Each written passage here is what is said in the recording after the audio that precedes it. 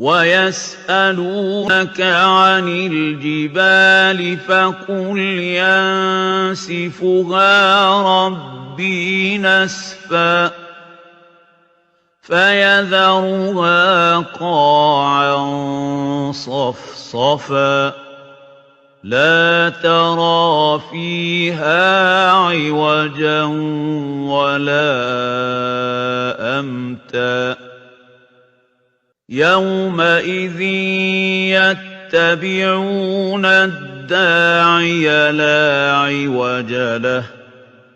وَخَشَعَتِ الْأَصْوَاتُ لِلرَّحْمَٰنِ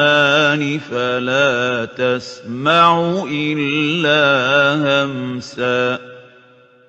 يَوْمَئِذٍ لَّا تَنفَعُ الشَّفَاعَةُ إِلَّا مَنْ أَذِنَ لَهُ الرَّحْمَٰنُ وَرَضِيَ لَهُ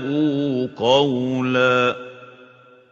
يَعْلَمُ مَا بَيْنَ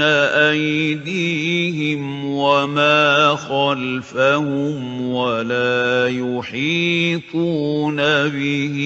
عِلْمًا